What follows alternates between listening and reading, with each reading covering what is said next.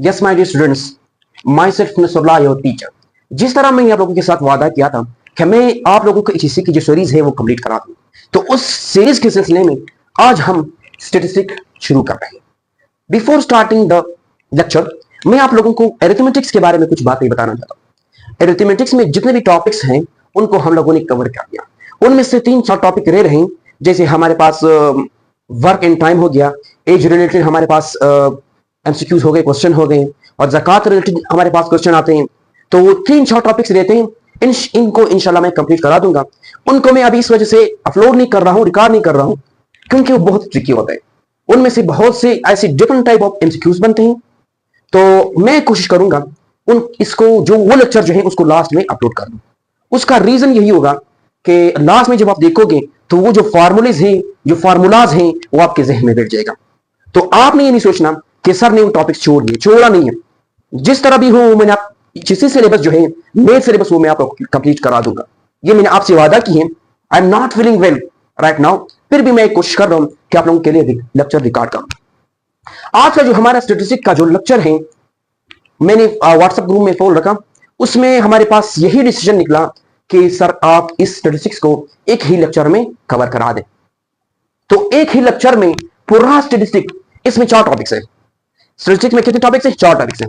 एक है mean, median, mood और रेंज। अब इसको एक लेक्चर में कवर करना तो लेक्चर तो बहुत लेंथी होगा, तो आपने किसी बात का टेंशन नहीं लेना है।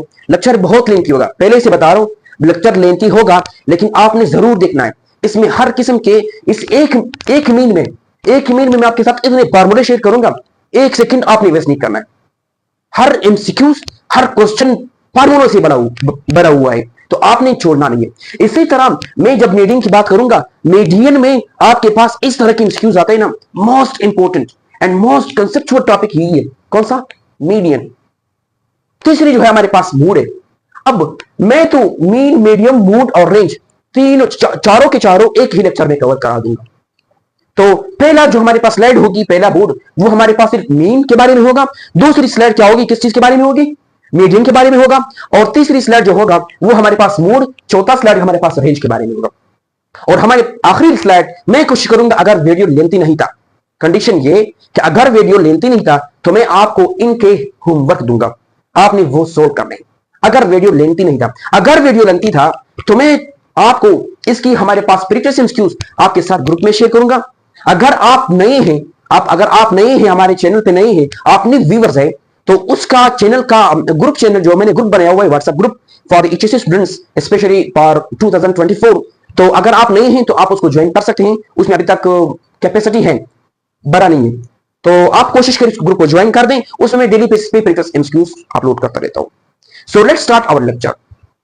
आज हम स्टैटिस्टिक्स के बारे में पढ़ते हैं। स्टैटिस्टिक्स में याद रखिए, स्टैटिस्टिक्स में 4 टॉपिक्स हैं। एक है मीन, एक है मीडियन, एक है मूड, एक है रेंज। द मोस्ट इंपोर्टेंट मैं आपको बता रहा हूं, ये हमारे पास रेंज, इस पर 2 स्टार लगा दो। क्या? 2 स्टार लगा दो। लेकिन मीडियन पे 3 स्टार लगा दो। 3 स्टार लगा दो। क्यों? क्योंकि मीडियन को हम मीडियम भी कहते हैं, क्योंकि ये मिडिल वैल्यू होती है। क्या? मीडियन को हम मीडियम भी कहते हैं, क्योंकि ये मिडिल वैल्यू होती है। ये याद रखिएगा।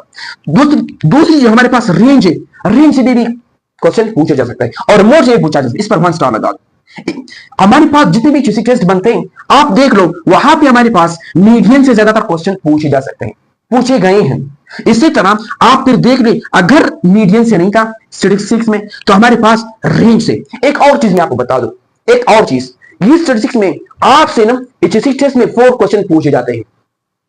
अब वो जो हमारे पास पेपर बनाने वाला होता है उसकी कोशिश ही होती है कि चारों के चारों एमसीक्यूज एक ही टॉपिक से या मीन से भी बना सकता है, इसी तरह 4 के 4 एमसीक्यूज मीडियन से भी बना सकता है, इसी तरह हमारे पास चारों के चारों एमसीक्यूज मूड से बना सकता है, इसी तरह वो आपके रेंज से बना सकता है।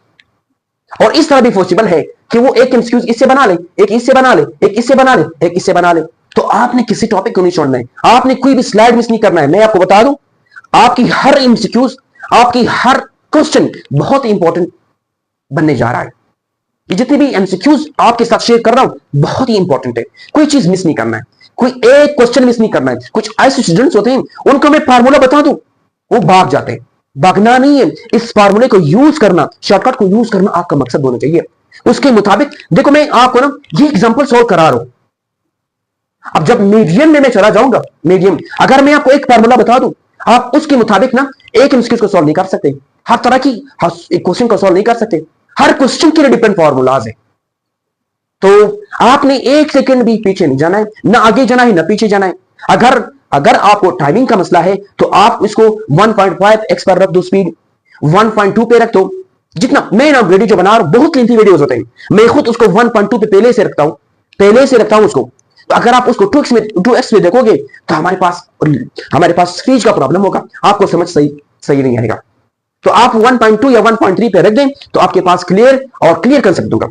तो अब हम सबसे पहले इस स्लाइड पे हम किस चीज के बारे में पढ़ेंगे? मीन के बारे में पढ़ेंगे। एक और चीज याद रखिए, अगर आपसे क्वेश्चन में पूछा जाए कि फाइंड, इसी तरह देखो, find mean of the following, आपको ये नंबर्स दी गई, एक इसको क्या कहते हैं? इसको हम डेटा सेट कहते हैं। क्या? ये डेटा सेट, एक डेटा सेट दिया गया है, उसमें आपको कह रहे मीन फाइंड करो। मीन को फाइंड करने के लिए आपको इसकी अरेंजमेंट की जरूरत नहीं है। अरेंजमेंट क्या होती है? ऑर्डर की जरूरत नहीं है। बात सुनो, क्लियर कर दो अपनी कंसेप्ट को। मीन अगर आपसे पूछा जाए तो उसको ना आपको ऑर्डर में लिखने की जरूरत नहीं है, ऑर्डर में लिखने की जरूरत नहीं है। इसी तरह अगर आपसे पूछा जाए कि मीडियम फाइंड करो या मोड फाइंड करो या रेंज फाइंड करो, तो उस केस में सबसे पहले आपने जो डेटा सेट दिया गया है उसको अरेंज करना है, उसकी ऑर्डर में लिखना है। कौन से ऑर्डर में? आपने इंक्रीजिंग ऑर्डर में। किस चीज में? इंक्रीजिंग ऑर्डर में, या आपने असेंडिंग ऑर्डर। इंक्रीजिंग और असेंडिंग एक चीज होती है, यानी हमारे पास स्मॉलर से बिगर की तरफ चलना। क्या? स्मॉलर से बिगर की तरफ चलना। किस तरह? मैं आपको बता दूं, या फिर एग्जांपल दूं। मैंने तो यहां पर इस तरह एग्जांपल नहीं लिखा है, बहरहाल जब मीडियन आएगा तो मैं आपको उसकी एग्जांपल बता दूं। किस तरह? देखो, अगर 3, ये क्या मैं बता दूं किस तरह। देखो यहां पे आपको क्या दिया गया है? 3, 2, 1। आपसे कह रहे हैं कि आप इस नंबर की मीडियन मालूम करें, आप इस नंबर की मोड मालूम करें, आप इस नंबर की रेंज मालूम करें। आपने ये नहीं करना है कि हमारे पास सर ने बताया था कि मीडियन हमारे पास क्या होती है? मिडिल वैल्यू होती है। ये 2, आप 2 पे क्लिक करोगे, ऑप्शन में 2 दिया गया होगा, ये मैं आपको बता दूं, लेकिन ये क्या है? रॉन्ग है। ये रॉन्ग है। क्यों? क्योंकि आपने ये फॉलो करना है इंक्रीजिंग और असेंडिंग ऑर्डर। आप इसको डिक्रीजिंग ऑर्डर में भी लिख सकते हैं, लेकिन ऑर्डर होना चाहिए। या तो इंक्रीजिंग ऑर्डर में लिख दो, कोई फर्क नहीं है, या आप डिक्रीजिंग ऑर्डर में लिख दो, या आप असेंडिंग ऑर्डर में लिख दो, या आप डिसेंडिंग ऑर्डर में लिख दो, कोई फर्क नहीं पड़ता। लेकिन आपने सिर्फ ऑर्डर देना है। ऑर्डर ना, इंक्रीजिंग टू, अब देखो कौन सी, इंक्रीजिंग ऑर्डर से कर दो या डिक्रीजिंग ऑर्डर से कर दो, कोई भी ऑर्डर दे दो, या असेंडिंग ऑर्डर से कर दो या डिसेंडिंग ऑर्डर से कर दो, कोई भी ऑर्डर आपके पास होना चाहिए।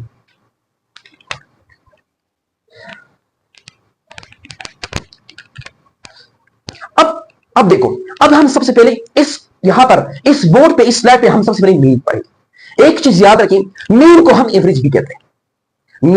मीन को हम एवरेज भी कहते हैं। So mean is equal to average. Mean और एवरेज एक चीज है। मैंने आपको पिछले लेक्चर में आपको बताया था कि एवरेज क्या होता है, कि आपके पास जितना भी डेटा दिया गया है, जितने भी डेटा सेट दिया गया है, उसको क्या कर दो, उसमें जो डेटा है उसको सम कर दो, और फिर जितनी टोटल नंबर ऑफ डेटा है उसे डिवाइड कर दो, उसको हम क्या कहते हैं? एवरेज कहते हैं। तो हमारे पास मीन भी यही है कि जितने डेटा को डेटा दिया गया है इसको सम कर दो। ये किस चीज को शो कर रहा है? ये साइन सम को शो कर रहा है। किस चीज को? Sum of all data divided by total number of data is called mean, is equal to mean और is equal to average. So आपने चीज समझना है कि अगर क्वेश्चन में पूछा जाए find mean of the following set order, या सेट ऑर्डर, आपको नंबर दिया गया, कहता है आपके मीन फाइंड करो, या आपसे पूछा जा सकता है कि find average of the following numbers.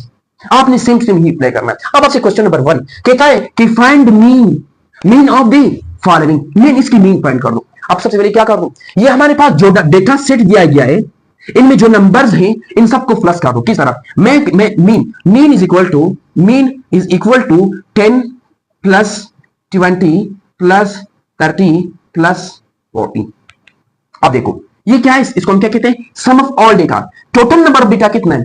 1 2 3 4, 1 2 3 4, 4 data दिया गया है, तो इस 4 से डिवाइड कर दो, अब प्लस कर दो। मैं इस तरह करता हूं, 40 में 10 प्लस करता हूं, आपने इस तरह करना है। सही है? आपके पास ना इस तरह नहीं करना है 10 प्लस 20 प्लस 30 प्लस 40, आप कंफ्यूज हो जाओगे। अब 40 में 10 प्लस करो, कितना बनता है? 50 बनता है। इस तरह कर दो, 50, अब ये देखो, अब 30 प्लस 20 कितना बनता है हमारे पास? 50 बनता है, डिवाइडेड बाय 4। अब 50 को 50 में प्लस 50 प्लस कर दो तो हमारे पास 100 बनता है, डिवाइडेड बाय 4। ये हमारे पास मीन है। मीन को हम मीन को हम m से जाहिर नहीं करते, लेकिन मीन आपके लिए का मीन को हम एक्चुअली x से जाहिर करते हैं। क्या? एक्चुअली x से जाहिर करते हैं, डिनोट करते हैं, रिप्रेजेंट करते हैं। तो मैं यहां पर आपके लिए m लिख रहा हूं। तो आप देखो 10 डिवाइड 100 डिवाइडेड बाय 4, 4 2 8, 2 रह गया तो हमारे पास 0, 4 5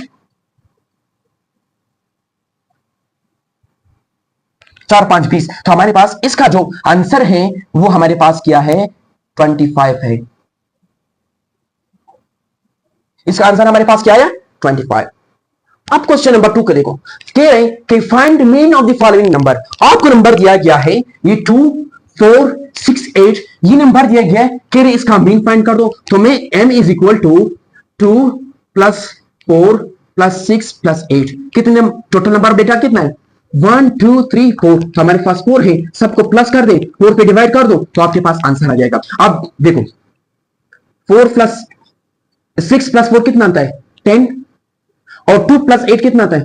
10 डिवाइड बाय 4। तो हमारे पास ये क्या बन जाता है? m is equal to 20 divided by 4। अब m इज इक्वल टू, जब 4 4 एकम 4 4 5 20, तो हमारे पास यहां पर m इज इक्वल टू आपके पास 5 आ जाएगा।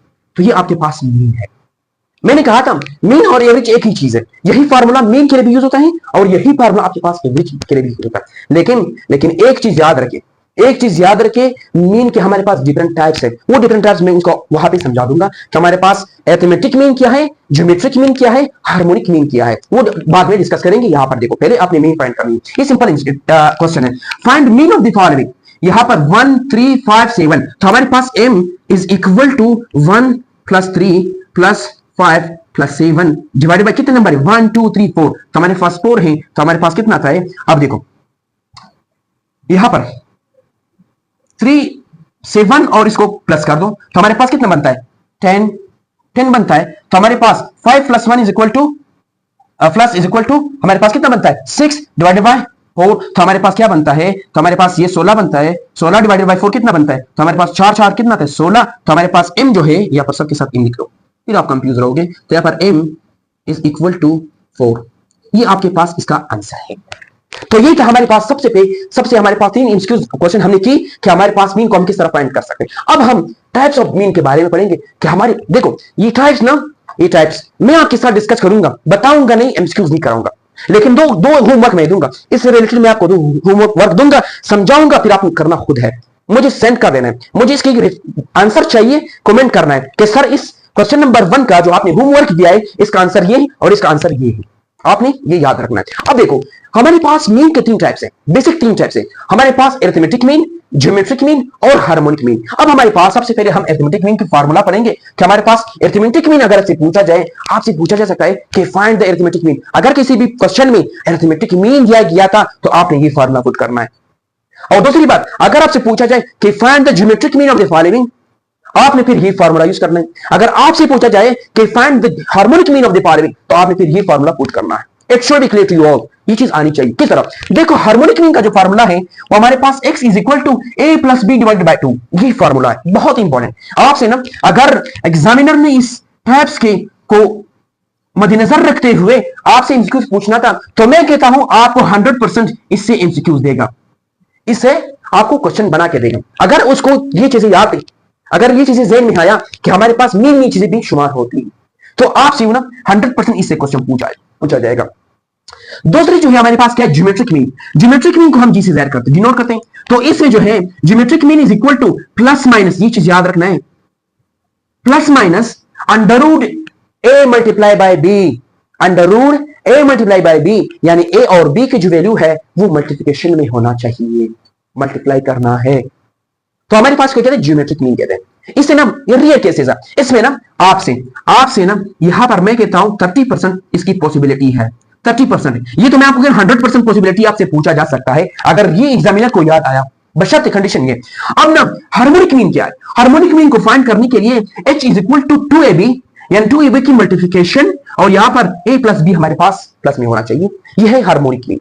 अब मैं आपको क्वेश्चन दे रहा हूं, होमवर्क दे रहा हूं इस अरिथमेटिक मीन के को मद्देनजर रखते हुए। यह है कि if 10a plus 10b is equal to 40, यानी 10a plus 10b is equal to 40, यानी 10a और प्लस 10b की जो वैल्यू है वो 40 है। आपसे कहता है कि फाइंड अरिथमेटिक मीन। ये क्या है? ये क्या है? अरिथमेटिक मीन है कि find arithmetic mean of a and b। आप a और b के अरिथमेटिक मीन फाइंड कर दो। मैं आपको एक चीज बता दूं, मैंने आपको बताया कि a प्लस बी, अपने a plus B divided by formula put करना है। तो अब आपने क्या करना है, a प्लस बी की वैल्यू इसे निकालना है। किससे? इससे ना, इस क्वेश्चन से आपने a प्लस बी का वैल्यू निकालना है। किस तरह निकालना है मैं बता दूंगा, खुद करना खुद है। अब 10a प्लस 10b, इसमें कॉमन क्या है? 10 कॉमन है। अब 10 कॉमन ले लो तो हमारे पास a प्लस बी बनता है। किस तरह? देखो ना यहां पर इस तरह, तो हमारे पास का आंसर किस तरह बनता है? 10a, डिफरेंट फैन से करूंगा यार, फिर कहोगे सर आपने रॉन्ग की है।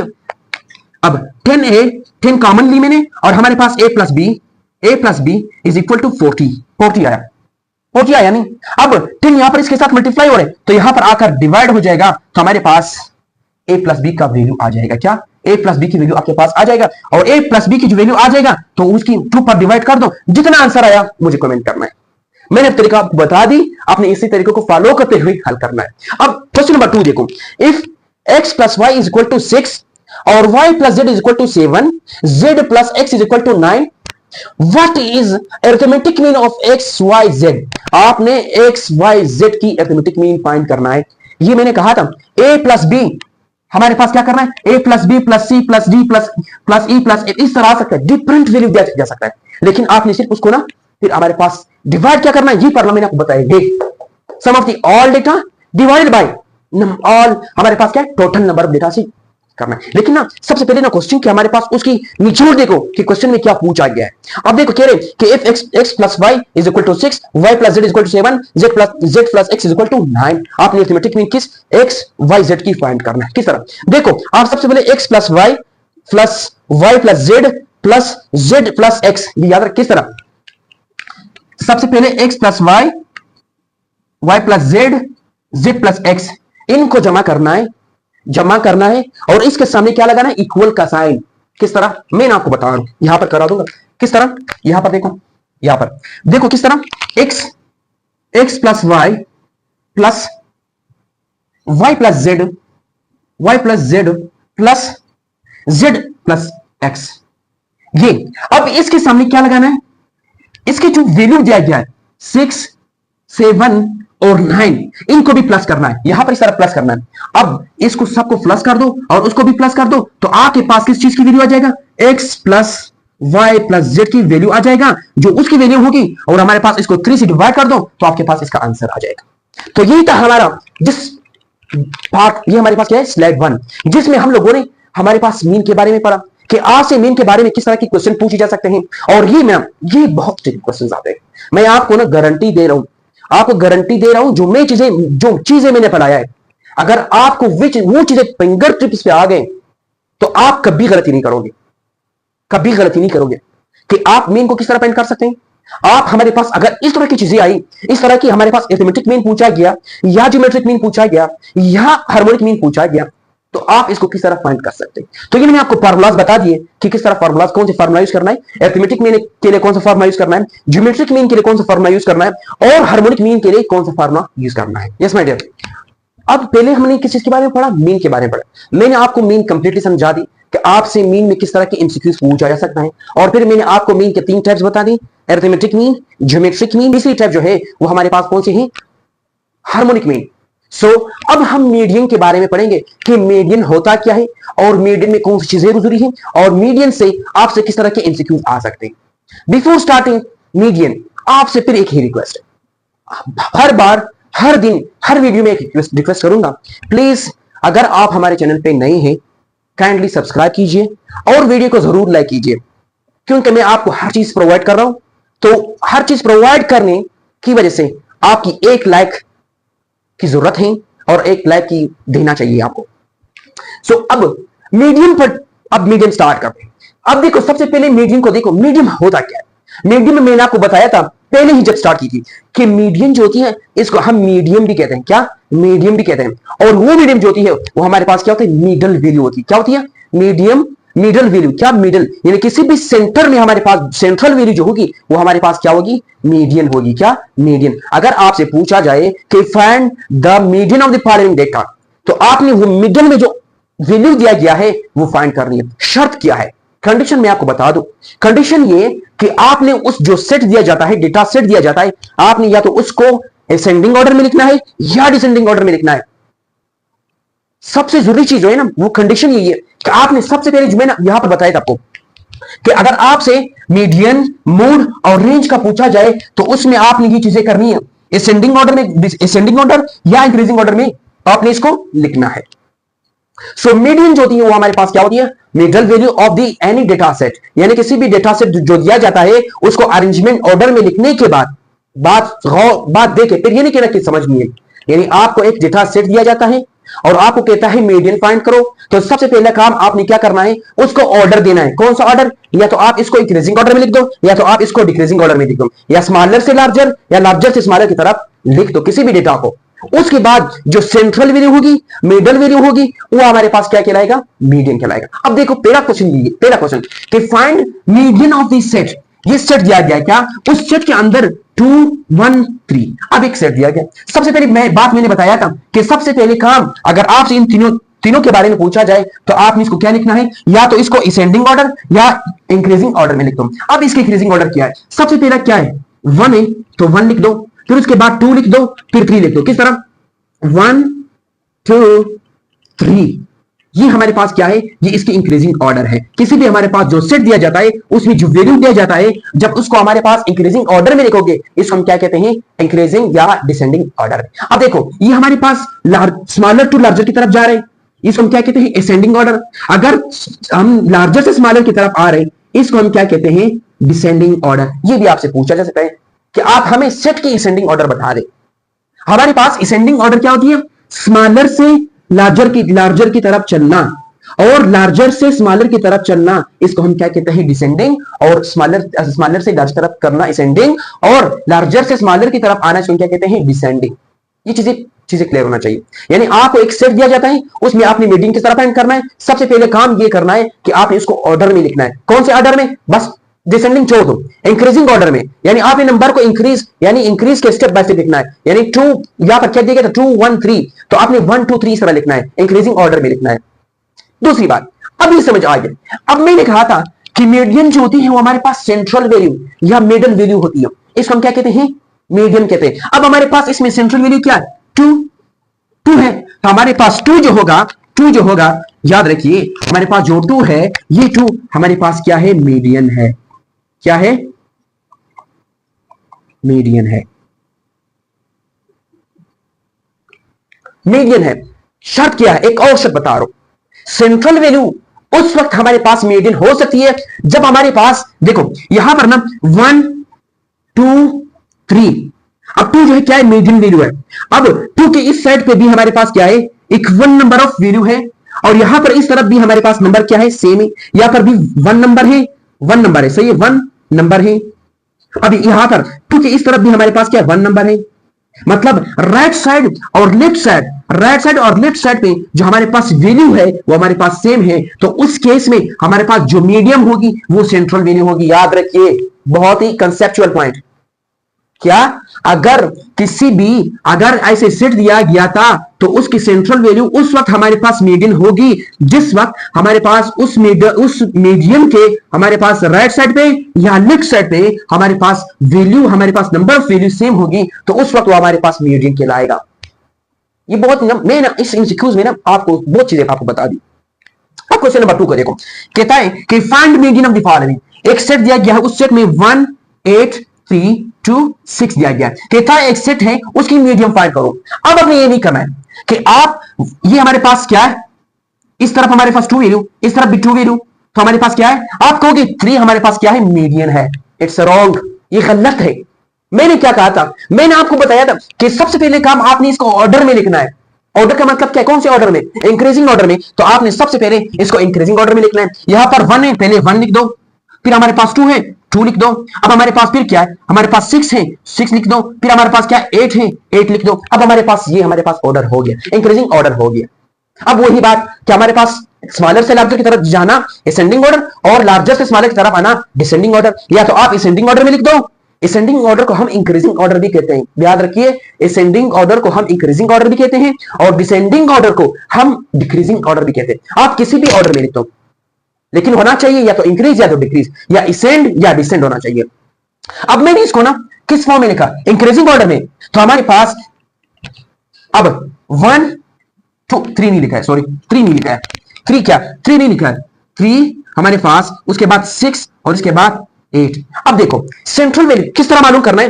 अब इसको ना 1 1 1 8 2 6। अब हमारे पास क्या है, यहां पर इस साइड पे भी 2 और इस साइड पे भी 2। किस तरह फाइंड करना है, मैं आपको एक प्रोसेस बता रहा हूं। अब किस तरह करना है, इस 2 को छुपा दो, इस 8 को ना यहां पर 8 को इसके साथ कर दो, इस तरह क्रॉस लगा दो, 1 1, एक वैल्यू कट गया, 1 1। इसको इस तरह मालूम करना है। अब हमारे पास मिडिल वैल्यू क्या है, 3।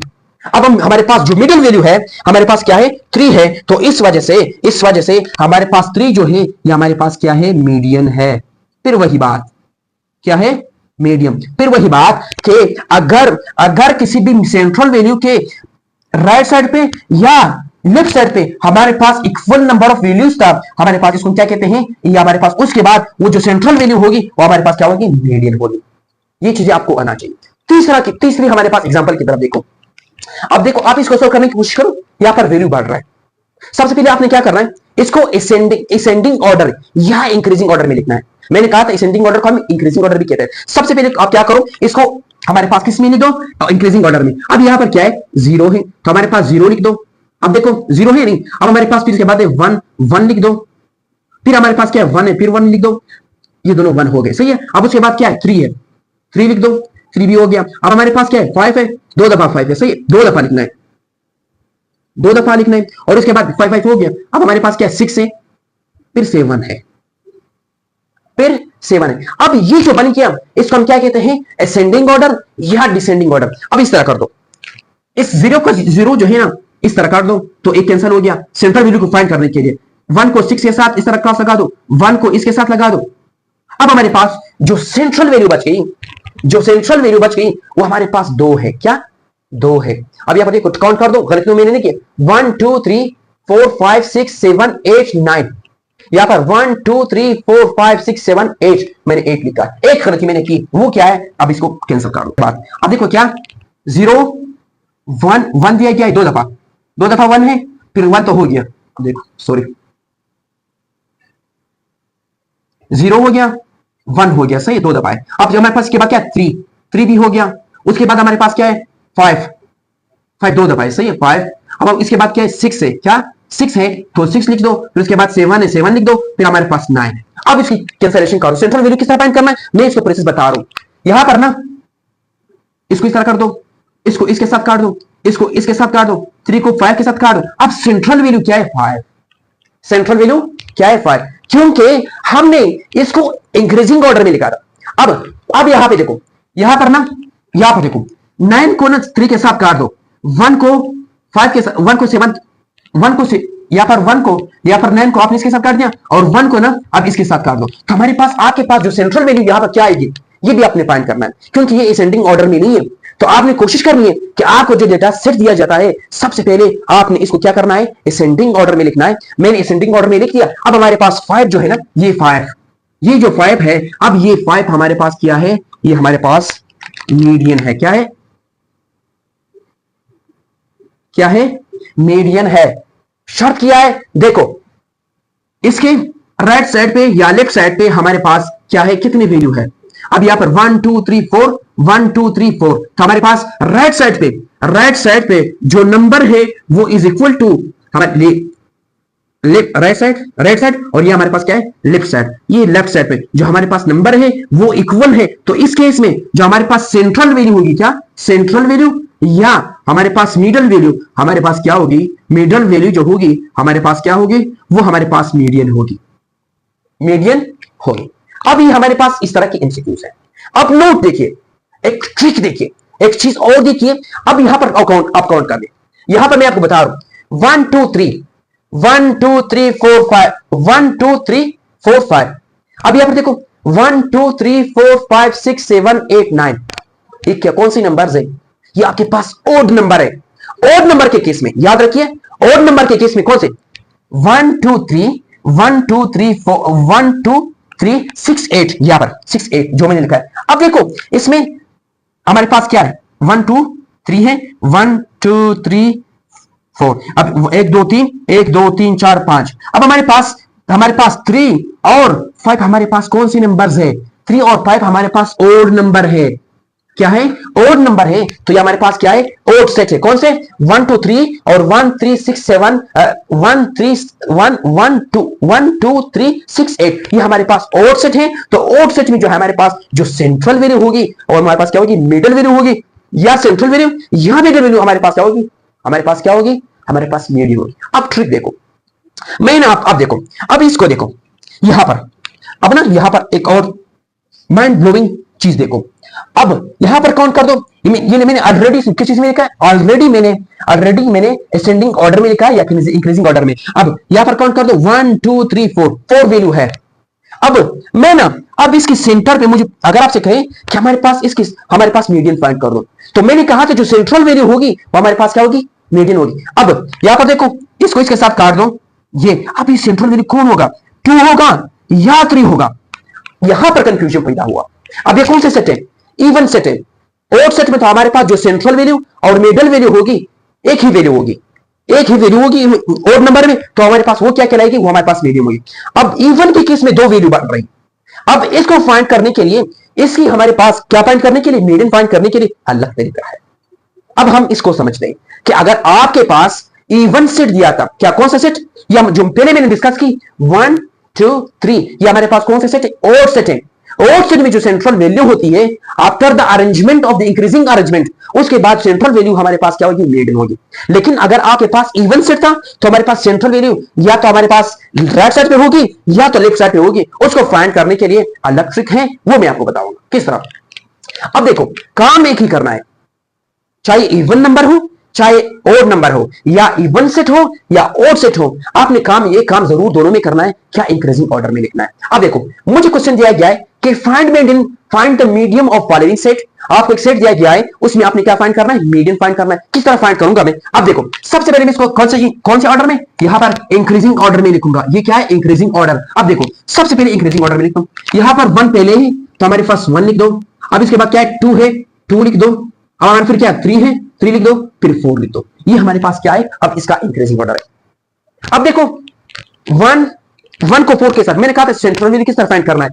कट करो, इसको इसके साथ कट कर दो, इसको इसके साथ, इसको इसके साथ, इसको इसके साथ। 5 रह गया, 5 हमारे पास मीडियन होगा क्योंकि सेंट्रल वैल्यू। अब मैं इसको इसके देखो, इसको इसके साथ कैंसिल कर दिया ना, खत्म हो गया। सही है। अब ये ना, अब 2 और 3 भी खत्म हो गया। अब यहां पर जो होगी ना, अब यहां पर हमारे पास क्या होगी? मीडियम वैल्यू होगी। क्या? Medium value. या तो यहां पर 2 होगी या तो 3 होगी। क्या? या तो 3 होगा इनके दरमियान, या तो 2 के दरमियान होगा या तो 3 के दरमियान। इसको फाइंड करने के लिए, क्योंकि हमारे पास कौन सा सेट है? इवन सेट है। इसको फाइंड करने के लिए मैं आपको तरीका बताऊं कि अगर आपको इस तरह सेट दिया था, आपने कौन से फार्मूला यूज करना है? आपने क्या करना है? इस दो वैल्यू जो है उसकी मीन फाइंड करना है। मीन मैंने आपको पहले हमारे पास लेट था वहां बताया था किस तरह। मैंने कहा था इसकी मीन फाइंड करने के लिए आपने क्या करना है? एक्स लेना है। सही है। अब देखो मीन 2 + 3 डिवाइडेड बाय 2, तो हमारे पास x is equal to 5 divided by 2। अब 5 को अंदर रख दो, 2 पे डिवाइड कर दो, 2 2 4 हुआ, तो हमारे पास क्या 1 रह गया। पॉइंट लगा दो, 0 2 5 10, हमारे पास क्या हुआ? अब x हमारे पास, ये तो हमारे पास क्या है? ये x इज इक्वल टू हमारे पास 2.5। अब 2.5 जो है, ये 2.5 ये हमारे पास क्या है? आपकी मीडियन है। क्या है? मीडियन है। यानी 2.5 जो है इस सेट की हमारे पास क्या है? मीडियन है। क्लियर हुआ नहीं? अगर आपको इवन सेट दिया था, फिर उसमें से मिडिल वैल्यू आपके पास नहीं आता, फिर मिडिल वैल्यू आपके पास नहीं आता। अगर ओड सेट था तो उसके पास आपके पास मीडियन वैल्यू खामखा होगी, मिडल वैल्यू होगी, हमारे पास सेंट्रल वैल्यू होगी, वो आपके पास मीडियन होगी। अगर इवन सेट था उसको फाइंड करने के लिए आपने क्या करना है, उसकी मीन लेना है। क्या मीन, कि मीन मैंने लिया है, मीन लेने के बाद आपके पास जो आंसर आएगा वही आपका मीडियन होगा। अब हमारे पास ये क्या है, ये, अब ये जो होगा ये आपके पास क्या होगा, ये आपका मीडियन होगा। क्या होगा, मीडियन होगा, मीडियन होगा। अब क्वेश्चन नंबर 2, अब क्वेश्चन नंबर 5 को देखो, ये ना इसकी एग्जांपल है। अब फाइंड मीडियन ऑफ दी 8 10 8 3 6। सबसे पहले आप इसको असेंडिंग ऑर्डर में लिखो। किस तरह, मैं ना सबसे पहले क्या है 3 है, सबसे स्मॉलेस्ट क्या है 3 है, तो हमारे पास 3 कर दो। फिर उसके बाद क्या है 6 है, 6 कर दो। उसके बाद क्या है हमारे पास 8 है, 8 कर दो। उसके बाद क्या है 10 है, 10 कर दो। ये हमारे पास इसकी असेंडिंग ऑर्डर हुआ। अब देखो 3 और ये हुआ। अब हमारे पास फिर हमारे पास मिडल में कोई वैल्यू नहीं। अब हमारे पास इसकी हमारे पास क्या होगी, हमारे पास जो सॉरी इसका हमारे पास जो हमारे पास मीडियन होगी वो उसकी सेंटर में होगी, या तो 6 की या तो यहां पर होगी या इसकी वैल्यू यहां पर होगी। उसको फाइंड करने के लिए हम इसकी क्या लेंगे, मीन लेंगे। क्या लेंगे, मीन लेंगे। इन दोनों वैल्यू की क्या लेंगे, मीन लेंगे। जब मीन लेंगे उसके बाद आपके पास मीडियन आ जाएगा। किस तरह, देखो मीन किस तरह लेते हैं, x is equal to 6 plus 8, 6 plus 8 divided by 2। अब 6 में ना 8 में आप क्या कर दो 6 प्लस कर दो, तो हमारे पास 6 8 जो बनता है वो हमारे पास क्या बनता है 14 बनता है। 14 डिवाइडेड बाय 2, तो 2 2 2 7 14, तो हमारे पास x इज इक्वल टू आपके पास क्या है 7 इसका आंसर है। 7 इसका आंसर। मीन निकला कौन सी, किसकी, 6 और 8 की मीन वैल्यू निकला। अब यही मीन वैल्यू आपके पास क्या है, इस सेट की हमारे पास क्या है, मीडियन है। क्या हमारे पास 7 जो है इनके दरमियान 7 जो होगी ना, अब उस केस की साइड हमारे पास जो वैल्यू है वो हमारे पास क्या है, उसकी मीडियन है। तो ये ना, अब हमने इस लैब में हमने मीडियन को पढ़ा। इतनी कंसेप्चुअल एमसीक्यूज आपके पास आएंगे तो आपने इसको इसी तरह सोल्व करना है। जिस तरह मैंने आपको ट्रिक बताया है कि आपके पास इवन नंबर हो सकता है और ओड नंबर हो सकता है। अगर ओड नंबर था तो उसको क्या सिर्फ और सिर्फ क्या कर दो, उसको असेंडिंग ऑर्डर में लिख दो, और जो सेंट्रल वैल्यू होगी या मिडिल वैल्यू होगी वो आपके पास क्या होगा, मीडियन होगा। दूसरी बात, अगर आपके पास इवन सेट था तो आपने जो दरमियान में जो हमारे पास दो वैल्यू बचती है वो आपने क्या करना है, मीन लेना है। मीन लेने के बाद जो हमारे पास मीन होगी उस वही मीन आपके पास क्या होगा, आपके पास मीडियन होगा। अब यहां पे देखो, हम लोगों ने स्टैटिस्टिक्स में मीन और मीडियन पढ़ लिया। अब बारी जो है मूड की है। सबसे पहले हम समझेंगे कि हम मूड किस चीज को कहते हैं, हम मूड किस तरह कैलकुलेट करते हैं, मूड किसी भी डेटा सेट में क्या होता है, ये बेसिक चीजें होती है। सो मूड जो होता है किसी भी डेटा सेट में जो most occurring value, most frequently used value, most ऑफनली used value किसी भी डेटा सेट में जो होता है उसको हम क्या कहते हैं, उसको हम मूड कहते हैं। एक और बात ध्यान में रखिए, फर्ज नहीं है कि हर डेटा सेट में मूड होगा, यानी किसी भी डेटा सेट में मूड नहीं भी हो सकता। यानी एक डेटा सेट दिया जाता है, अगर उसमें मोस्ट अकरिंग वैल्यू नहीं था तो उसका मतलब है उसमें मूड नहीं है। और दूसरी बात यह कि किसी भी डेटा सेट में एक से ज्यादा मूड भी हो सकता है, वो भी मैं आपके साथ डिस्कस करूंगा। यानी स्टार्ट करने से पहले तो मैंने आपकी उसकी ओवरव्यू तो देनी है। यही ओवरव्यू ये है कि हमारे पास किसी भी डेटा सेट में फर्ज नहीं है कि हमारे पास जरूर मूड होगा, उसमें मूड हमारे पास नहीं हो सकता भी पॉसिबल है, और उसमें 1 मूड भी हो सकता है, और उसमें 2 मूड भी हो सकता है, और उसमें 3 मूड भी हो सकता है, पॉसिबिलिटी है। तो सबसे पहले हम ऐसी सेट फाइंड करेंगे जिसमें हमारे पास क्या हो, हमारे पास मूड हो। अब हम क्वेश्चन नंबर 1 की तरफ चलते हैं। आपसे पूछा गया है कि फाइंड मूड, कहते हैं फाइंड मूड फाइंड करो of the given data set. मैंने एक चीज आपको बताया था कि अगर आपसे पूछा जाए मीडियन, मूड और रेंज फाइंड करो, तो आपने सबसे पहले ये ऑर्डर फॉलो करना है। आपने सबसे पहले जो हमारे पास सेट दिया गया है उसको आपने क्या करना है, असेंडिंग ऑर्डर या इंक्रीजिंग ऑर्डर में आपने लिखना है। अब देखो सबसे पहले मैं ऑर्डर लिखता हूं। किस तरह ऑर्डर लिखता हूं, यहां पर 1 है तो 1 लिखता हूं, अब यहां पर 2 है 2 लिखता हूं, अब यहां पर 2 दो दफा है, 2 दो दफा है, क्या 2 दो दफा है। अब यहां पर 3 जो है 3 है, फिर 3 है, फिर 3 है। अब बताओ यहां पर मैं आपके साथ डिस्कस करूंगा। 1 जो है ना, ये एक डेटा सेट जो दिया गया है इसमें 1 एक दफा रिपीट हुआ है। मोस्ट अकरिंग वैल्यू देखो एक ही दफा है। 2 जो है ना 2 दफा है, 2 क्या है 2 दफा है। अब 3 जो है ना 3 दफा है, 3 क्या है 3 दफा है, 3 दफा यूज हुआ है। तो मोस्ट अकरिंग वैल्यू कौन सा है, मोस्ट अकरिंग वैल्यू 3 है। तो यही 3 जो होगा वो हमारे पास क्या होगा, हमारा मूड होगा। हमारे क्या होगा, मूड होगा। हमारे पास क्या होगा, मूड होगा। यानी किसी भी डेटा सेट में जो ज्यादा यूज होने वाला हमारे पास जो वैल्यू होगी, जो नंबर होगी हमारे पास, उसको हम क्या कहते हैं, मूड कहते हैं। अब दूसरी एग्जांपल देखो, कहता है कि find mood off the following data, यानी आप इस गिवन डेटा में आपने मूड फाइंड करना है। सबसे पहले आप इसको असेंडिंग ऑर्डर या हमारे पास डिसेंडिंग ऑर्डर या इंक्रीजिंग ऑर्डर या आप इसको डिक्रीजिंग ऑर्डर में लिख दो। मैं इसको इंक्रीजिंग ऑर्डर में लिखूंगा। तो अब देखो यहां पर सबसे पहले 3 है, क्या है, यहां पर 2 है, सॉरी 2 है, फिर 3 है, फिर 2 दफा 5 यूज हुआ है, एक 5 ये है, एक ये है, तो हमारे पास ये 5 है और ये हमारे पास फिर 6 है, फिर हमारे पास क्या है, 1, यहां पर 1 है पहले। अब देखो ये हमारे पास क्या है, एक डेटा सेट है, क्या है, एक डेटा सेट दिया गया है। अब इस डेटा सेट में आप देखो सबसे पहले बात 1 जो है ना एक दफा इस्तेमाल हुआ है इस डेटा सेट में, 2 जो है भी 1 दफा इस्तेमाल हुआ है और यहां पर 3 भी 1 दफा इस्तेमाल हुआ है, 6 भी 1 दफा इस्तेमाल हुआ है। तो ये हमारे पास क्या मोस्ट अकरिंग वैल्यू नहीं हो सकता क्योंकि एक दफा यूज हुआ है। दूसरी बात, अब देखो 5 जो है ना, 5 2 दफा यूज हुआ है, क्या 5 2 दफा यूज हुआ है, तो इस वजह से इस सेट में जो most occurring value, most frequently use value, most ऑफनली use value जो है वो हमारे पास क्या है, 5 है। तो इस वजह से हम 5 को क्या कंसीडर करेंगे कि ये हमारे पास इस गिवन डेटा का क्या है, मूड है। ये चीजें आपको क्लियर होना चाहिए, यानी बेसिक कंसेप्ट है। मैं आपको बेसिक कंसेप्ट दे रहा हूं, मैं आपको ना बेसिक से एडवांस की तरफ ले जाऊंगा। पहले मैंने कहा था कि मुझे किसी भी डेटा सेट दिया जाए, उसमें मूड पूछा जाए, तो सबसे पहले मेरा काम क्या है, उसको इंक्रीजिंग ऑर्डर में लिख दो और इंक्रीजिंग ऑर्डर लिखने के बाद आप इसकी क्या करो, जो मोस्ट अकरिंग वैल्यू है वो फाइंड कर दो, तो आपके साथ क्या बन जाता है, वो हमारे पास मूड बन जाता है।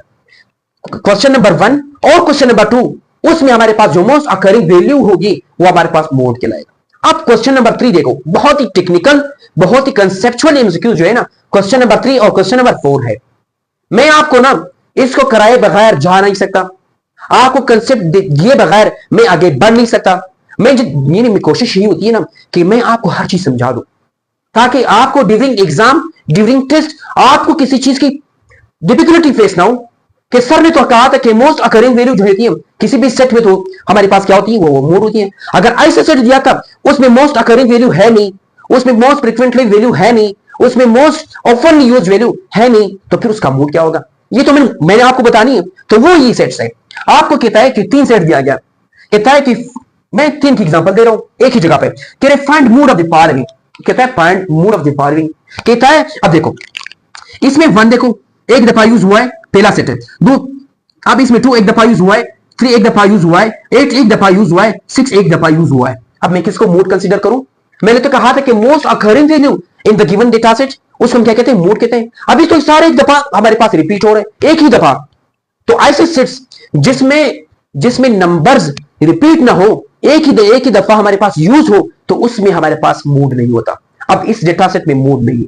दूसरे एग्जांपल की तरफ देखो, अब दूसरी जो हमारे पास सेट है उसमें 2 एक दफा यूज हुआ है, 5 एक दफा यूज हुआ है, 3 एक दफा यूज हुआ है, सॉरी 35 एक दफा यूज हुआ है और 40 जो है एक दफा यूज हुआ है। अब मैं किसको कंसीडर करूं, किसको मूड कहूं, 2 को कहूं मूड या 5 मूड है मेरे पास, 35 है या 40 है, मैं किसी को नहीं कह सकता क्योंकि मोस्ट फ्रीक्वेंटली यूज कोई वैल्यू है नहीं, मोस्ट अकरिंग वैल्यू है नहीं गिवन सेट में।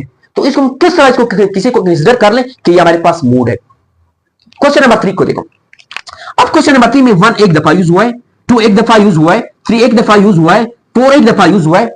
इसमें भी हमारे पास मैं किसको हमारे पास मूड कंसीडर कर दूं, 1 को कर दूं, 2 को कर दूं, 3 को कर दूं, 4 को कर दूं, किसको कर दूं, मेरे पास ऑप्शन ही नहीं है। आपके पास ऑप्शन सारे 3 ऑप्शन तो होंगे, लास्ट में हमारे पास हैविंग नो मूड, यानी कोई भी ऑप्शन इस तरह के इंस्टीट्यूट में आपके पास लास्ट कोई भी ऑप्शन, एक ऑप्शन तो हो सकता है। क्या होगा कि आपसे वो जो ऑप्शन होगा वो इस तरह होगा कि हैविंग नो मूड, तो आपने हैविंग नो मूड पे क्लिक करना है क्योंकि इसमें frequently used, most occurring value, most ऑफनली used value है नहीं। मैं किसको मूड कंसीडर कर दूं, तो इस तरह क्वेश्चन अगर आपके पास आए उसमें हमारे पास जिसमें हमारे पास कोई भी वैल्यू रिपीट ना हो, मोस्ट अकरिंग ना हो, मोस्ट फ्रीक्वेंटली यूज ना हो और मोस्ट ओपनली यूज ना हो, तो ऐसी सेट को हम उसको क्या करते हैं, उसमें मूड फाइंड नहीं कर सकते, उसमें कोई मूड होता ही नहीं। ये क्लियर होना चाहिए चीजें। तो अब ये हमारे पास क्या है, इसमें हैविंग नो मूड्स, क्या इस तरह की क्वेश्चन अगर आपके पास आए तो ये हमारे पास क्या है इसका करेक्ट ऑप्शन क्या होगा, having no mode, having no mode, या the given data set having no mode, यानी इसके बाद कोई मूड है नहीं। मैंने आपको बता दें क्यों नहीं है, क्योंकि इसमें मैंने कहा था कि मूड जो होती है किसी भी डेटा सेट में मोस्ट फ्रीक्वेंटली यूज्ड वैल्यू या मोस्ट अकरिंग वैल्यू होती है। अब इसमें कोई न मोस्ट अकरिंग है, न मोस्ट फ्रीक्वेंटली यूज्ड है, न मोस्ट हमारे पास ऑफन यूज वैल्यू है, इस वजह से हम इसमें मूड फाइंड नहीं कर सकते। अब क्वेश्चन नंबर 4 को देखो, बहुत इंपॉर्टेंट। यहां पर इसको मैंने पहले से हमारे पास असेंडिंग ऑर्डर में लिखा है, तो इसको असेंडिंग ऑर्डर नहीं है, सबसे पहले हम क्या करेंगे, असेंडिंग ऑर्डर में लिखेंगे। असेंडिंग ऑर्डर तो है पहले से 0, फिर 5 है, फिर 7 है, फिर 10 है, 12 है, 15 है, ये हमारे पास पहले से हमारे पास ऑर्डर में मौजूद है। किस इसको इंक्रीजिंग ऑर्डर डिसेंडिंग ऑर्डर में लिखने की जरूरत नहीं है, क्योंकि पहले से इंक्रीजिंग ऑर्डर में है, तो इस वजह से हम इसको क्या डायरेक्ट करें। अब देखो, मुझे बताओ, आप लोग बताओ, इसमें 0 एक दफा रिपीट हुआ है, 0 एक दफा है, 5 कितनी दफा यूज हुआ है, एक दफा, 7 जो है ना 2 दफा, ये क्या है, इसको क्या कर दूं, 2 दफा यूज हुआ है, कितना, 2 दफा यूज हुआ है। अब 10 को देखो, एक दफा यूज हुआ है। अब 12 को देखो, एक दफा यूज हुआ है। और इसको 15 को देखो, 15 को देखो, ये हमारे पास क्या है, 2 दफा यूज हुआ है। अब मैं इस क्वेश्चन में हमारे पास दो ऐसे नंबर्स हैं जो दोनों 2 दफा रिपीट हो रहे हैं, 2 दफा मोस्ट अकरिंग वैल्यू है, मोस्ट फ्रीक्वेंटली वैल्यू है, मोस्ट ऑफन यूज्ड वैल्यू। अब मैं किसको हमारे पास मूड कंसीडर कर दूं, तो ये गिवन डेटा में ये दोनों कौन से हमारे पास इसमें हमारे पास जो मूड है वो दोनों ऑप्शन जो है उसका मूड क्या है, हमारे पास 7 भी मूड है और 15 भी मूड है, क्योंकि 7 भी 2 दफा यूज हुआ है और हमारे पास 15 भी 2 दफा यूज हुआ है। इस वजह से हमारे पास ये दोनों ऑप्शन जो है करेक्ट है। एक ऑप्शन होगा उसमें हमारे पास, देखो आपसे क्वेश्चन की तरफ दिया जा सकता है कि find mood off the following, यही इक्वेशन दिया गया होगा, फर्ज कर लो आपसे पहला जो ऑप्शन होगा, ए जो होगा उसमें लिखा होगा, क्या लिखा होगा, उसमें 7 लिखा होगा। बी जो होगा उसमें क्या लिखा होगा, 15 लिखा होगा। सी जो ऑप्शन जो होगा उसमें 7 और 15 दोनों होगा। और डी ऑप्शन जो है हैविंग क्या, हैविंग नो मूड। ठीक है,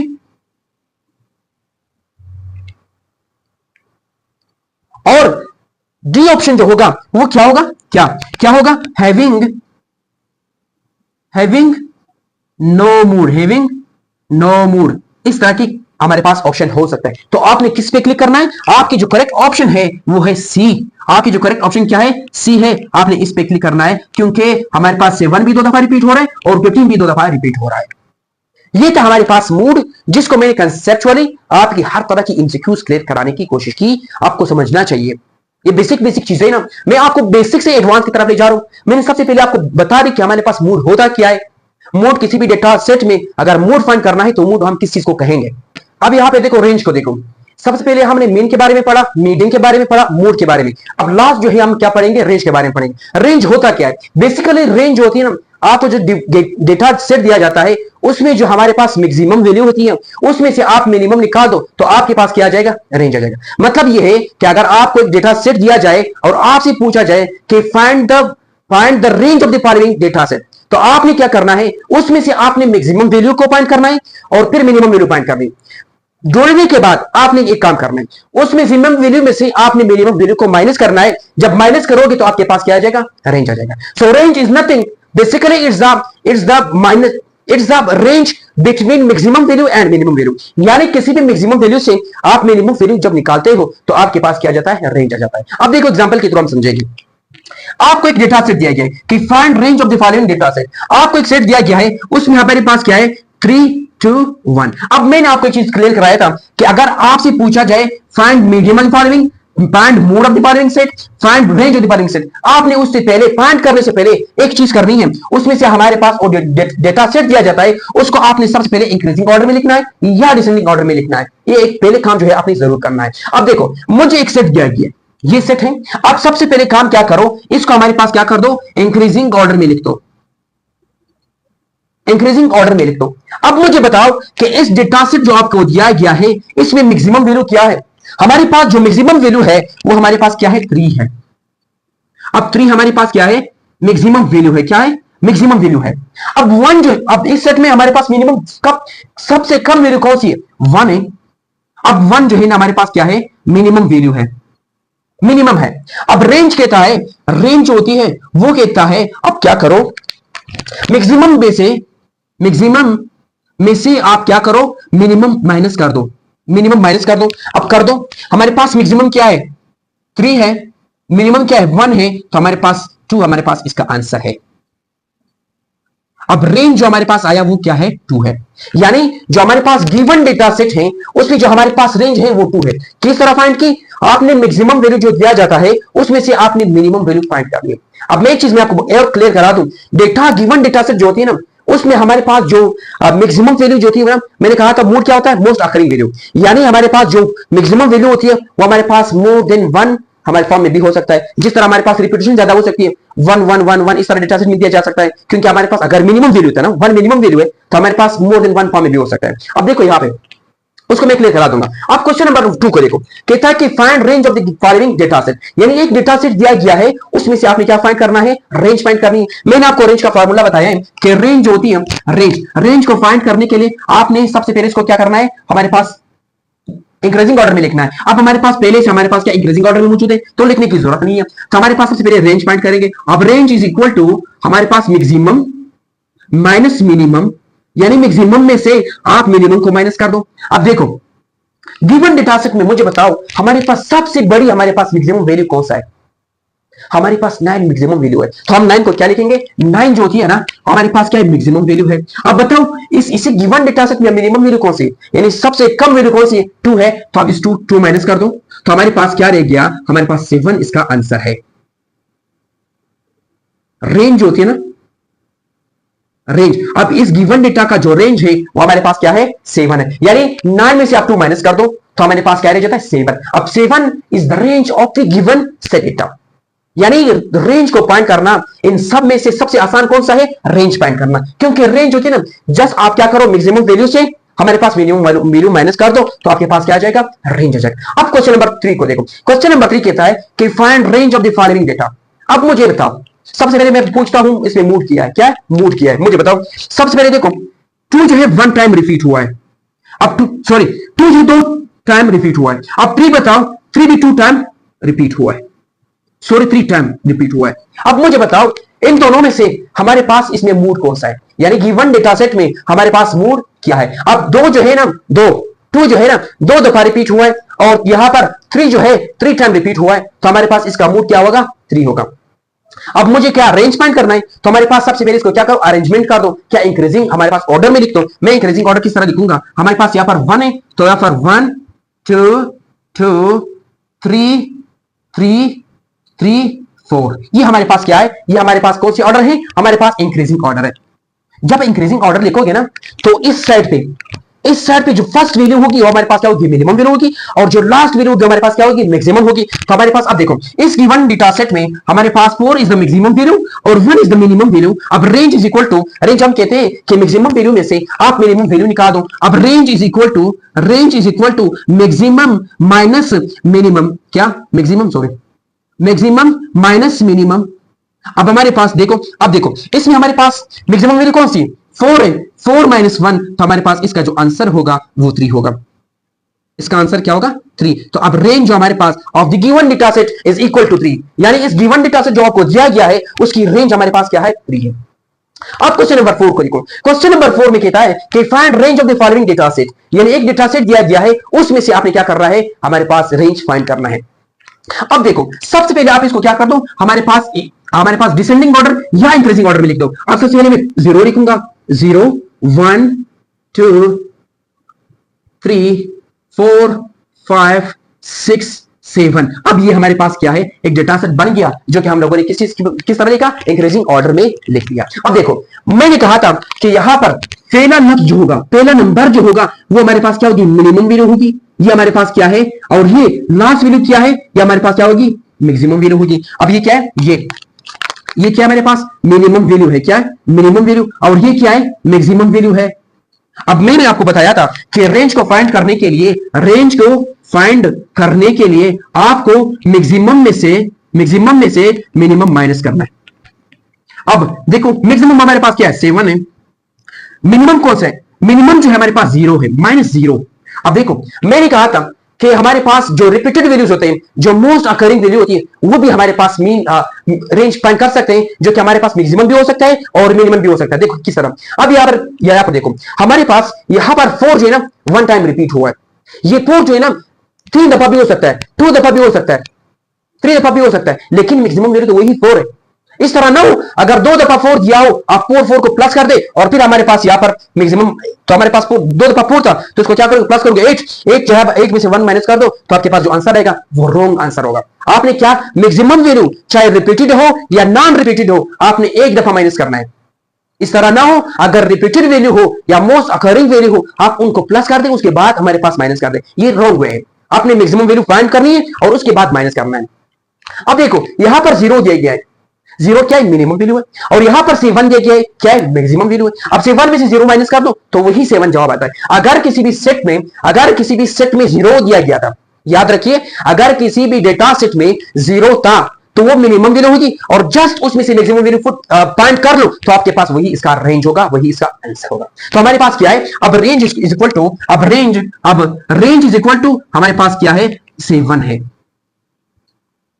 तो ये था आज का हमारा लेक्चर, जिसमें बेसिकली हम लोगों ने मीन, मीडियम, मोड और रेंज। इंशाल्लाह नेक्स्ट स्लाइड जो है उस पे हम, अगर आपको एक चीज याद रखिए, अगर आपको मीन दिया गया हो, मीडियम दिया गया हो, आपसे पूछा जाए कि फाइंड इट, मोड फाइंड करो, तो आप किस तरह फाइंड करोगे वही तरीका भी बताऊंगा नेक्स्ट स्लाइड में। अब यहां पे देखो, यहां पे हम ना एक फॉर्मूला के जरिए हमारे पास मीन, मोड और मीडियम फाइंड करेंगे। अगर सिचुएशन किस तरह होगी, अगर आपसे इंस्क्यूज में 2 ऑप्शन दिए थे, अगर मीन दिया था और मोड दिया था, आपसे कहे मीडियम फाइंड कर दो, यानी सिचुएशन क्या होगी, यानी मीड, मीडियम और मोड, इन तीनों में से 2 दिया होगा, तीसरे की हमारे पास क्या होगी, फाइंड करना है।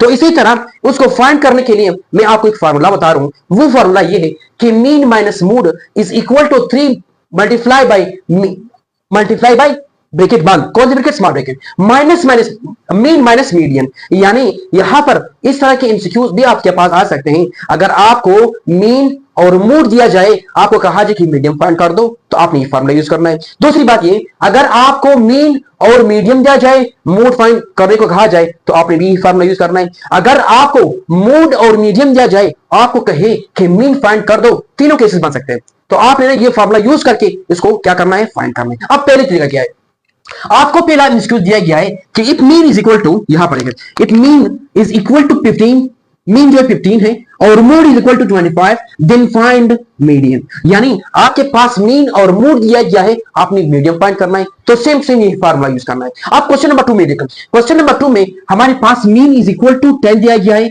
मतलब मीन दिया गया है। दूसरी बात, मीडियम दिया गया है 20 है, मीडियम दिया गया है। अब आपको कहता है देन फाइंड मोड, आपने ये फाइंड करना है, भी यही फार्मूला यूज करना है। अब क्वेश्चन नंबर 3 को देखो, क्वेश्चन नंबर 3 में आपके पास मोड इज इक्वल टू 13 और median is equal to 15, then find mean. यानी आपको मोड और मीन दिया गया है, आपने क्या फाइंड कर, मीडियम दिया गया है, आपने क्या फाइंड करना है, मीन फाइंड करना है। यानी क्वेश्चन को देखते हुए आपने मालूम करना है कि हमें क्या फाइंड करना है।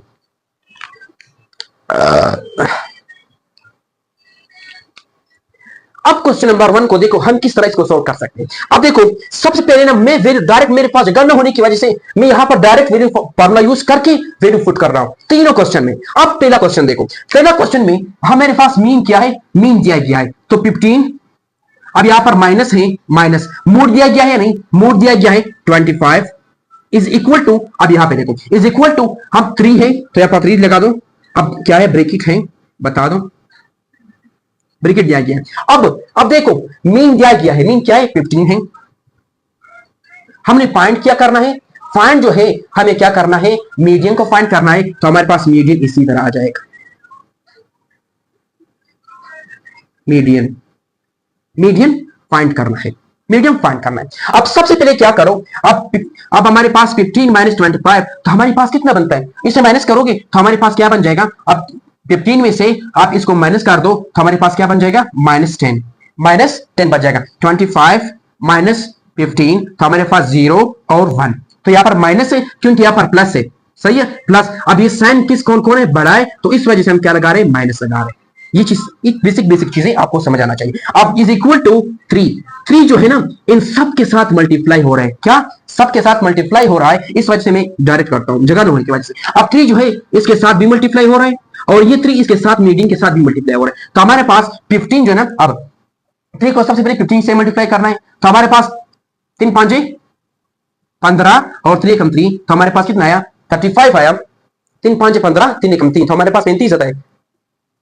15 मल्टीप्लाई बाय 3, 3 5 15 और हमारे पास 1, 3 एकम 3 4, 45 आता है, सॉरी 45 आता है। कितना 45 आता है। अब यहां पर देखो 45 माइनस 3 को जो है ना मीडियन के साथ भी मल्टीप्लाई कर रहे हैं, इसी तरह is equal to 3 median. 3 median अब आइए, अब हमें क्या फाइंड करना है, इसको फाइंड करना है। तो हमारे पास सबसे पहले देखो इसको ना इस तरह नहीं करना है कि आप डायरेक्ट जो है ना इस 45 में से 3 को माइनस कर दें, ये पॉसिबल है नहीं। क्यों? क्योंकि ये 3 इसके साथ क्या हो रहे, मल्टीप्लाई हो रहे हो भाई, समझो यहां पर 3 के साथ मल्टीप्लाई हो रहे हैं, तो आप इसको माइनस नहीं कर सकते। तो इसी वजह से मैं क्या कर रहा हूं, यहां पर 45 प्लस है, तो इस तरफ लाने से हमारे पास क्या बन जाता है 45 माइनस बन जाता है। इसी तरह -10 इज इक्वल टू -3, हमारे पास क्या मीडियन सही है। अब देखो माइनस जो ना, अब माइनस माइनस क्या बनता है प्लस, तो प्लस करेंगे तो हमारे पास क्या बन जाएगा -55, साइन बड़े करेंगे, यानी क्योंकि 45 बड़ा है 10 से, इस वजह से हमारे पास माइनस लगेगा, सही है। अब माइनस लगेगा, देखो 45 बन गया, अब माइनस यहां पर -3 मीडियन। अब देखो यहां पर ये 3 इसके साथ क्या हो रहे हैं मल्टीप्लाई हो रहे हैं, तो इस तरफ आकर क्या हो जाएगा डिवाइड हो जाएगा। तो इसी वजह से हमारे पास मीडियन, अब मीडियन इज इक्वल टू हमारे पास -55 डिवाइडेड बाय -3, माइनस के साथ कैंसिल हुआ, तो हमारे पास 55 है ना, ये 55 बन जाता है। तो इस वजह से हमारे पास 55 को ना, अब 55 को 3 पे डिवाइड कर दो, 3 1 3, हमारे पास 25 बच गया, तो हमारे पास 3 8 24, तो हमारे पास 1 बच गया, तो हमारे पास यहाँ पर पॉइंट लगा दो 0, तो हमारे पास क्या बन जाएगा 3 3 से 9, इसी तरह 3 3 3 समथिंग बन जाएगा। तो हमारे पास इसका मीडियन जो है वो हमारे पास क्या है 18.3 बन जाएगा। इसका आंसर है। अब क्वेश्चन नंबर 2 को देखो, क्वेश्चन नंबर 2 को भी इसी तरह सॉल्व करना है। किस तरह देखो, मैंने कहा था जगह न होने की वजह से मैं डायरेक्ट वैल्यू पुट कर रहा हूं। किस तरह, मुझे क्या दिया गया है मीन, तो मीन की जगह पर मैं क्या पुट करूंगा 10 पुट किया। इसी तरह मुझे क्या, अब हमारे पास मूड है, मूड फाइंड करना है, तो इसी तरह मैं लिखूंगा इज इक्वल टू 3। अब देखो यहां पर मीन है, मीन की वैल्यू तो दिया गया है 10, अब माइनस मीडियम भी दिया गया है, क्या है 20। ये अब देखो 10 minus mode is equal to 3, और हमारे पास इन 10 में से आप 20 माइनस कर दो, तो हमारे पास क्या बनता है -10 बनता है, क्योंकि हमारे पास साइन बड़ा है, क्यों 20 बड़ा है और 20 के साथ क्या है माइनस है, तो इस वजह से माइनस आ रहा है। अब देखो 10 minus mode is equal to, इस चीज के साथ मल्टीप्लाई कर दो तो हमारे पास क्या आ जाता है, तो -30 आ जाएगा, क्या -30 या अब देखो, अब मुझे क्या फाइंड करना है, मुझे मूड फाइंड करना है। तो अब देखो मूड जो है माइनस मूड, ये क्या है मूड, अभी इसको इसी यहां पर रहने दो। अब 10 जो है प्लस है यहां पे, तो इस तरफ जाएगा क्या हो जाएगा माइनस हो जाएगा, तो हमारे पास -30 -10 क्योंकि प्लस यहां पर प्लस है, इस तरफ इक्वल किस तरफ आ जाएगा तो माइनस हो जाएगा। अब यहां पर क्या करना है हमने, अब यहां पर देखो मैंने यहां पे क्या किया था, यहां पर क्या है, यहां पर ये माइनस है, ये माइनस है, तो हम क्या करेंगे प्लस करेंगे, क्योंकि माइनस माइनस क्या होता है प्लस होता है। तो इस वजह से ये हमारे क्या -40 हो जाएगा, क्या -40 हो जाएगा। अब यहां पर क्या है माइनस मूड है, तो अब माइनस के साथ कैंसिल हुआ, तो अब मूड इज इक्वल टू 40। तो ये इसका आंसर क्या है हमारे पास 40 है। क्वेश्चन नंबर 3 को देखो, क्वेश्चन नंबर 3 में ये कह रहा है कि फाइंड मीन फाइंड करना है। अब यही फार्मूला यूज करना है, किस तरह यूज करना है, यहां पर ये बहुत इंपॉर्टेंट है, क्योंकि यहां पर मुझे मीन फाइंड करना है, यहां पर बी मीन है, यहां पर बी मीन है, तो यहां पर 2 मीन बच जाता है। आपने कंफ्यूज नहीं होना है। अब हम इसको सॉल्व करेंगे किस तरह, देखो फुट कर दो वैल्यू। अब हमारे पास क्या है मीन तो फाइंड करना है, मैंने इसी तरह लिख दो मीन इज माइनस, अब देख मूड दिया गया है नहीं, मूड क्या है 30, अब हमारे पास क्या है 33 तो दिया गया है, अब मीन फिर इसी तरह लिखना है, क्या मीन माइनस, अब हमारे पास क्या है मीडियम, क्या है हमारे पास 50 दिया गया है। अब देखो इसको सॉल्व कर दो, सबसे पहले फार्मूला लिख दो, उसके बाद क्या कर दो सॉल्व कर दो। अब मुझे क्या फाइंड करना है, मीन फाइंड करना है। अब mean is equal minus 30 is equal to, यहां पर ये 3 इस मीन के साथ मल्टीप्लाई हो रहा है, तो इस वजह से 3 मीन बच जाता है, 3 मीन बन जाता है। अब 3 को जो है 50 से मल्टीप्लाई कर दो। अब किस तरफ देखो 50 मल्टीप्लाई बाय 3, 30 आ जाता है, 3 5 15, 150 बन जाता है, बन गया नहीं। अब देखो मुझे क्या फाइंड करना है, मीन फाइंड करना है। तो इसी तरह मीन, या देखो यहां पर -30 is equal to 3 mean minus, अब ये यहां पर क्या है प्लस है, तो ये मीन जो जब इस तरफ चला जाएगा तो ये क्या बन जाएगा माइनस बन जाएगा, -1 मीन। अब देखो ये जो है ना, अब 50 यहां पे माइनस है, जब इक्वल की इस तरफ आ जाएगा क्या हो जाएगा प्लस हो जाएगा, तो इस वजह से हम कहते हैं माइनस, यहां पर क्या हो जाएगा यहां पर देखो, तो हमारे पास क्या, हमारे पास 50 माइनस 13, सही है, क्या बचेगा 50 माइनस 30, क्योंकि यहां पर माइनस है, इस तरफ आ जाएगा प्लस हो जाएगा। अब देखो इसमें से ना 150 में से आप 30 निकाल दो, तो हमारे पास क्या बन जाएगा 120 बन जाएगा। 120 is equal to 3 mean minus mean, ये अब 3 मीन है, यहां पर 1 मीन है, तो इन दोनों को माइनस कर दो तो कितना बन जाएगा 2 मीन बन जाएगा, 2 मीन बन जाएगा। अब यहां पर 120 है, अब देखो मुझे सिर्फ मीन चाहिए, तो ये 2 इसके साथ क्या हो रहे हैं मल्टीप्लाई हो रहे हैं, तो अब इस तरफ आके इस तरफ आकर क्या हो जाएगा डिवाइड हो जाएगा, तो हमारे पास मीन इज इक्वल टू, अब mean is equal to 120 divided by 2, तो 2 1 2, 2 6 12 0, तो हमारे पास मीन इज इक्वल टू, अब mean is equal to 60, mean is equal to 60। अब देखो इस फार्मूले को यूज करना सीखो, यानी अगर 2 ऑप्शंस आपको दिए गए, मीन या मीडियम, मीन या मोड या मीडियन, इन दोनों में से 2 ऑप्शन तो देना है, जरूर देना है। अब आपसे कोई भी पूछा जा सकता है कि ये फाइंड कर दो, अगर ये दोनों दिया गया था कहता है मीडियम फाइंड कर दो, आपने ही फार्मूला यूज करना है। अगर आपको मोड और मीडियम दिया गया है कि मीन फाइंड कर दो, बिया फाइंड कर सकते हो, तो ये डिफरेंट पॉसिबिलिटीज है, डिपेंड करता है टीचर किस तरह की एमसीक्यूज बना रहा है। तो ये था आज का हमारा लेक्चर, जिसमें बेसिकली हम लोगों ने, हमारे पास स्टैटिस्टिक्स की एक कंप्लीट वीडियो है, कंप्लीट वीडियो में एक ही वीडियो में आप लोगों के लिए मैंने स्टैटिस्टिक्स को कवर करा ली, चाहे जितना लेंथी ही क्यों ना हो आपने जरूर देखना है, क्योंकि यहां पर मैंने आपको डिफरेंट कंसेप्ट दी है, और यहां पर हर एमसीक्यूज में हर क्वेश्चन में डिफरेंट जो है कंसेप्ट छुपा हुआ है, वो कंसेप्ट अपने जाया होने नहीं दिया है। इस लेक्चर में हम लोगों ने पहला जो पार्ट था उसमें हम लोगों ने मीन पढ़ा, उसके बाद मीडियम पढ़ा, उसके बाद मोड पढ़ा, इसके बाद लास्ट स्लाइड में हम लोगों ने रेंज पढ़ा। अब जो है ना, अगर इन दोनों में से ये दोनों दिए गए थे, आपसे पूछा जाए मोड फाइंड करो, यही फार्मूला यूज करोगे। अब अगर आप दोनों को ये मीडियन और मोड दिया जाए, कहता है मीन फाइंड कर दो, तब अपनी ये फार्मूला यूज करना है। तो ये डिफरेंट वेज है फार्मूले को यूज करने के लिए। तो ये था आज का हमारा लेक्चर, जिसमें हम लोगों ने स्टैटिस्टिक्स को कंप्लीट की। तो thank you for listening me.